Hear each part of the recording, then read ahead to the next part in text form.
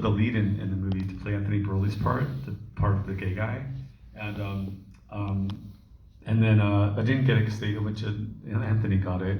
But when I first read the script, I really loved the role of Terry. Like that was my favorite part when I read it. But I knew they wouldn't see me for it because I'd never done a comedy before. I'd only done like these really heavy dramas like Swoon, and I showed Andy Warhol and these Brisk and these really dark dramas. And so and I knew I really wanted to play Terry, so I had a plan, and I knew that Terry. What was the plan? Terry gets at the end. I knew Terry gets compared to Marilyn Monroe at the end. So I was like, so I went down with my own money. I went to this drag queen Perfidia who had a shop on like Bleecker Street, and I paid her my own money to get dressed up as Marilyn Monroe. And I went to the audition in full drag as Marilyn Monroe, like full on falsies the whole thing, and they like were floored that I walked in like that, and that's how I got the part. Because I was up for the main guy, the gay guy, Warren, but yeah.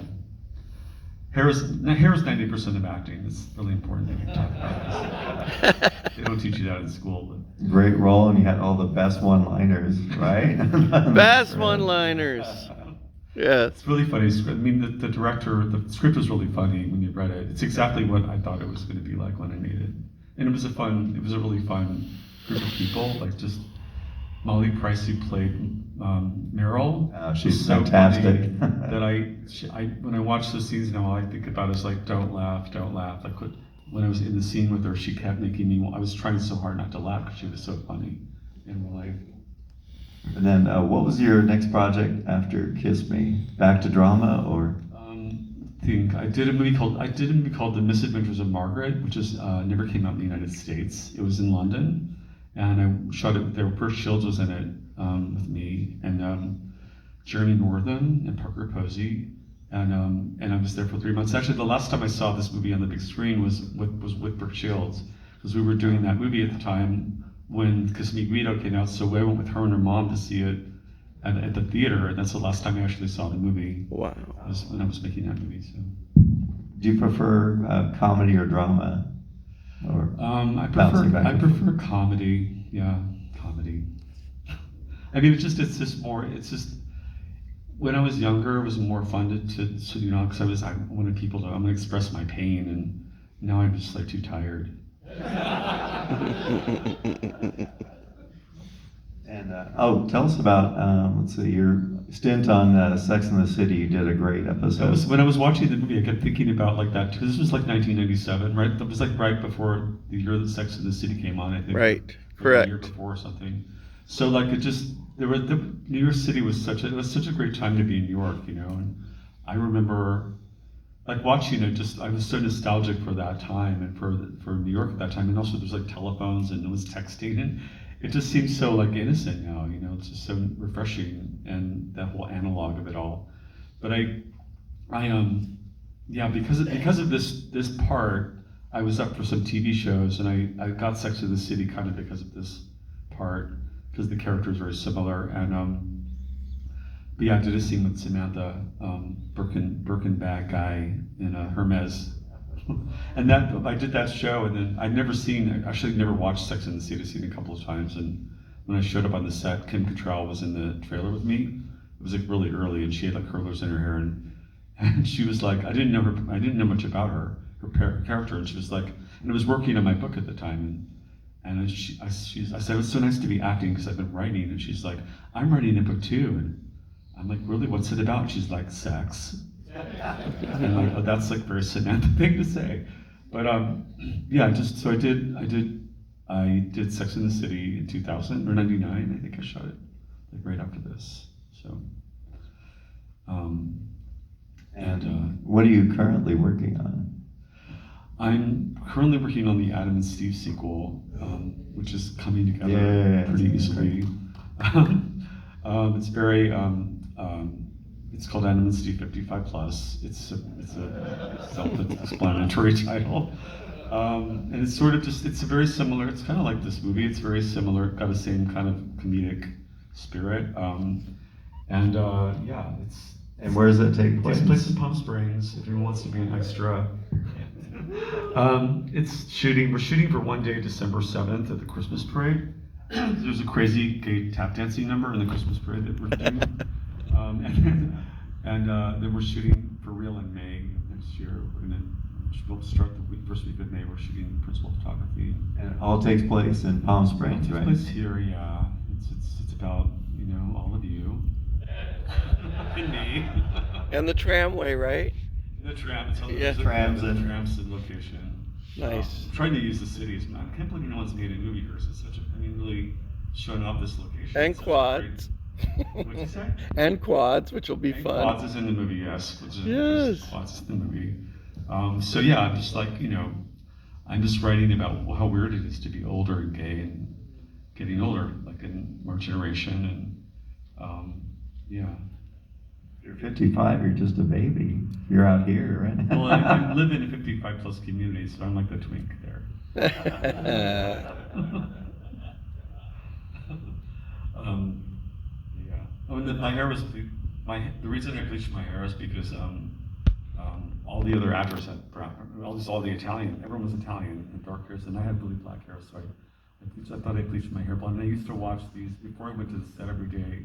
I would watch Truth or Dare, Madonna documentary on VHS in my apartment before I went to set, because I modeled Terry after those backup dancers. Like he was in my mind, like that was the vibe I was trying to capture when I played him, when I played that part. And now Kevin Stea, Kevin. Yeah, Stea, Kevin Stay. Yeah, he's going to be in. He's in a sequel, Adam and Steve, as a dancer, and he was in the first movie too. But yeah, that was my whole headspace was like, Truth or Dare backup dancer. And so, Craig, when did you become interested in writing, or what propelled you to want to explore that? I was openly gay. When Swoon came out, I was openly gay actor in 1992, so that was sort of unusual at the time. And as a result, I experienced a lot of like homophobia and saw a lot of stuff in Hollywood, because I was up for a Spirit Award, and all these people, I signed with William Morris, and it was like this big thing. So I went to Sundance and all these awards and stuff. So I had like a legitimate career, legitimate part in the movie that was taken seriously, but I was openly gay, so people didn't really know what to do with me.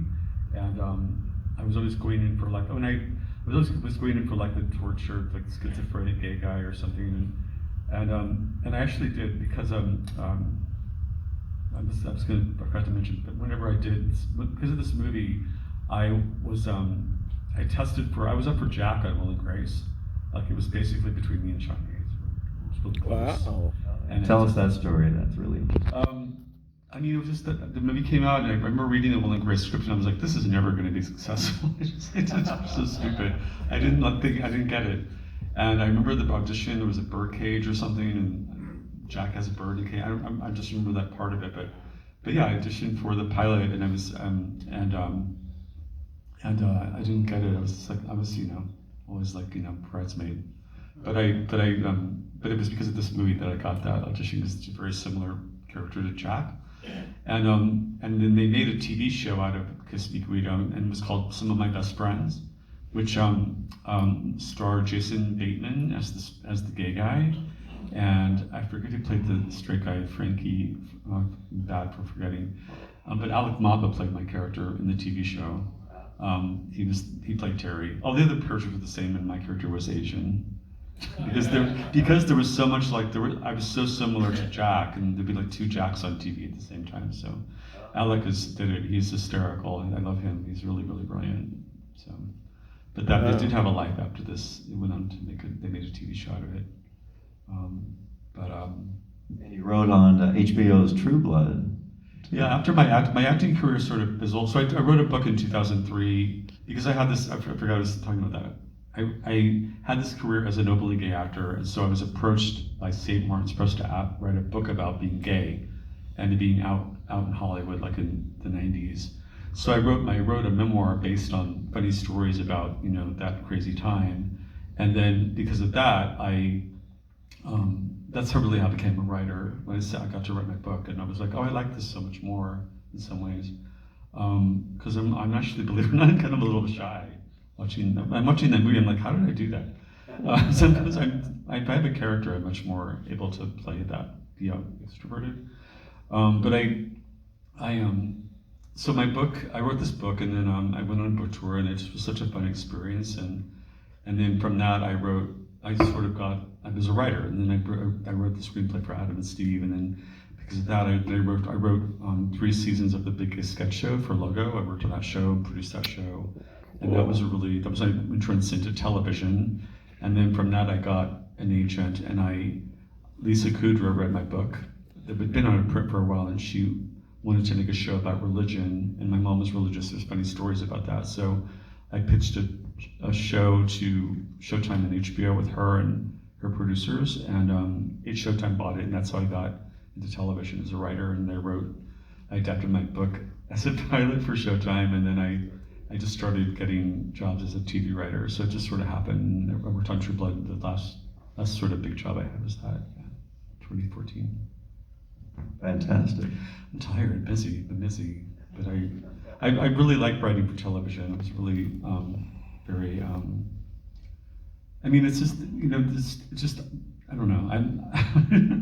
I watching the movie it was really interesting to watch it because it's such a an independent film. It's nothing else like a real independent film, and I don't really like the culture nowadays. I don't like it. Maybe I'm just because I'm old, but I just feel like it's so mean. And this movie's it has such a good heart. It's a good spirit, and God, I do sound old. But yeah. Excellent. And how long have you been working on the Adam and Steve 55 Plus screenplay? I wrote it a year ago, but I've been rewriting it because I rated it too expensive, and we have to make it I'm not this big budget movie, so I've been writing it, rewriting it to make it more cost effective, and also it just evolves as time goes on and things change and we get locations. We have this really great location we're shooting now, which is this big house called La Piedra, which is up near the Bob Hope House. It's one of our main locations, so I've been writing it for that location, rewriting it for that, and yeah, and it's coming together kind of. It feels like the right time, so it's coming together. We're looking forward to that. It's going to be great, right? Yes. And it'll come out. He said, hopefully. It's a Christmas movie, so Christmas of next year. That's what we're shooting at the Christmas parade. There's a crazy, I think I said, gay tap dancing number in the movie, and so it's coming out hopefully December of 2025. The first movie came out in 2005, so it's the 20th anniversary that they wanted to come out the same year as the 20th anniversary. So like from a marketing point of view, so that's why it's sort of coming together quickly. But yeah. Fantastic. Well, thank you again for being here and participating in this, and last night as well. It was fantastic. Thanks, Stephen. And thank you all for coming. Appreciate it. Thank you, guys. Thank you, Paul, for shooting. Yes. Thank you, Craig. You're amazing, and we can't wait.